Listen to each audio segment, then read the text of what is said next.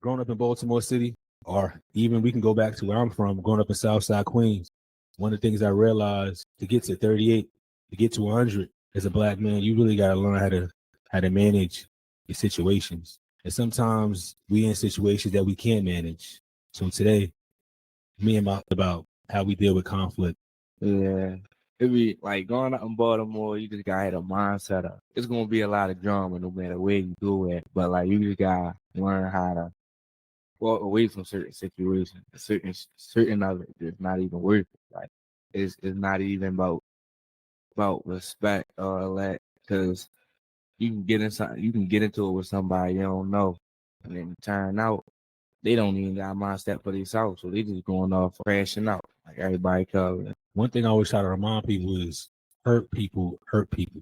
Like if you feel good about yourself, if you happy, if you got what you need, it's not in you to want to hurt nobody. Like if you ever watch people fight, nobody can be just happy with life and then go into a fight. You really can't do it. It don't make no sense. It's when you are missing things and when you're hurt that you have that willingness to hurt other people. Yeah, I had that right. As long as you got the mindset of what you want to do, like for instance, you want to go play in the NBA, your mind should be on that NBA dream, not on the drum outside of it. And what I'm pretty sure Steph Curry, all them, they got where they got at because they focus and pursue their dream. But I mean, that's real, and I'm definitely not disagreeing with anything you're saying. But I do want you to pause to consider the kind of life that Steph Curry and them had. They don't have to worry about the same distractions that me and you had to deal with, you know? Yeah, like for instance, like it's a lot of stuff I got going on. I got situations with family members where though some of them don't like me, some of them like me, but at the end of the day, they can't stop me from doing me. Don't ever let nobody try to interfere with what you got going on. If you want to be something and if people blocking you off, just gotta learn how to. Now it's gonna be situations where though you just gotta do what you gotta do between that situation. But What you mean by that? like for instance, it'll be people that'll approach you about it in Baltimore. That's just how they want to see drama, and they gonna do it out loud so everybody can see. They want respect. That's how it goes. So I mean, I feel you, but even in there approaching you, you don't think you could just walk away? Like, what stops that? I mean, it's just depending on who the person is. If you know the person, you know what they do and how they get down. You just gotta know how to move around it. Because I got in a situation where though I had to find my brother.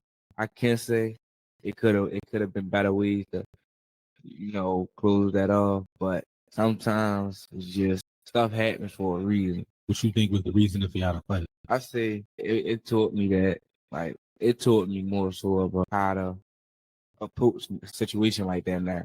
Because you gotta go through something to be able to know what to do. Well, what was the situation? How did y'all get to the scrap? All right, so it was problems with him threatening my mother, threatening my family, whatever. I wasn't really focused on it too much. I was just trying to get home, miss a fresh day after school, whatever. Gotcha. If I get up the train, where the trains is, it's an escalator, it's an escalator. If you want to go up and if you want to go down. The elevator, I don't really like to use the elevator, so I wasn't that really. But I'm walking, he stepped in front of me. He stepped in front of me, somebody else next to him. They both stand in front of me. So I'm right there.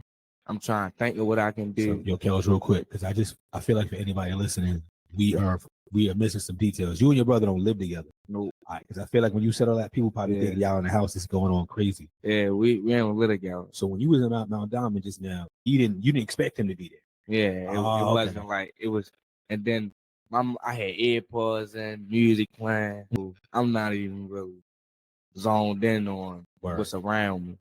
But sometimes I don't be on my P's and Q's. Sometimes I just be on the move to get to where I'm going at. Because I don't like to be outside. Nah, I got you. I definitely don't like to be outside. But as I was walking, he stepped in front of me. And his homeboy stepped in front of me. I was going to meet my homeboy because I usually help him get on the bus because he ain't got no phone. Facts. So I knew if I turned around, he could have swung and hit me. So I'm just looking at him, but I'm backing up as I'm looking at him. So I'm walking backwards. He's in front of me. Okay. But I'm walking backwards so that I can see what he's doing at other time. So then he swung on me. Once he swung on me, that's when I lost it. Understood it. I mean, you gotta do what you gotta do. Now, what I can say is it's definitely ways to prevent stuff like that. Maybe I could have said something to him that made him walk away. It's a lot of stuff I could have did. Just after a swing, mine wasn't really on what to do now. I got to fight. Yeah. I mean, fighting in public, for me, I'm always going to think about that. I'm a man. So if I fight in public, it means I'm getting arrested. And I don't want to go to jail. I can't afford that. Yeah. So I always tell people, anyone that's trying to do that to me, chances are they can afford to go to jail. They ain't got nothing to lose. I think I made a post on my joint yesterday. I think I told somebody, I go to jail, I lose everything. You go to jail and you get some health care. Meaning that you don't see it as a loss because you ain't got nothing to lose. But me, I've really worked for a whole lot in my life. You know what I'm saying? You just talk about this lady came here, all those opportunities. He just gave us a whole bunch. You know what I'm saying? But I literally put in 18 years of work, and I can show you it took me 18 years for that moment to just happen. Yeah. How old are you? 14. That means I've been working with this when you was even born. You feel me? But sacrifices, you know? I mean, I can tell you something. I'll be vulnerable. I remember in 7th grade, I was walking from my English class, this kid, Sean. Sean was bigger dude, but we were kind of cool. I wasn't a little kid myself, but I don't know what it was. Matter of fact, it wasn't middle school, it was junior high school. I was in 9th grade because he was in 8th.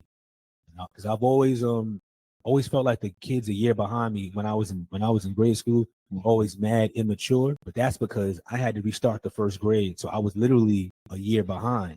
I've always been cool with older people because I'm supposed to be with them, I feel like. But anyway, I don't know if I bumped him or something. I don't know what it is, but he slapped the mess out of me. But hold on, but let me finish. I was caught in shock, like, whoa, what just happened? And then one of my classmates, this kid named Joe Malaz, I'm gonna give you a shout out, man, because this is a good deed. He just kind of grabbed me, was like, hey, Justin, what's going on, man? What's that guy's problem? Are you okay? I just assaulted you. And I'm like, so, you know, Joe Malaz is white. Yeah. So I'm realizing a white person is concerned about me, but my people would have been like, yo, you ain't gonna hit him back? You're not gonna scrap? What's up? I never been suspended from school before. I always wanted to go to college, and I knew the minute you start getting suspensions and all that, it just kind of killed that dream for the bigger schools. I ain't really gonna definitely gonna spend it. I mean, things have changed. Now remember, I graduated high school in 2004. A lot's changed since then, so that doesn't hold true now. But back then, a lot of that stuff was like a death sentence. But let me finish this stuff. I didn't do anything to Sean, but I realized I kind of had like a little sense of things back then. Sean was what you call a kid that's in special ed. He had classes in a special classroom, didn't even have a window. All right. That means that he had a lot of issues going on. So that's probably why he would react to me like that. Because he's not in his right mind. And since he's not in his right mind, it makes no sense for me to go and do anything with him. I'm not going to get nothing out of it. Not to say that maybe I could have won the fight, but what am I really getting from that? It's not boxing. I ain't getting no championship. And to be honest, them problems don't do nothing for me.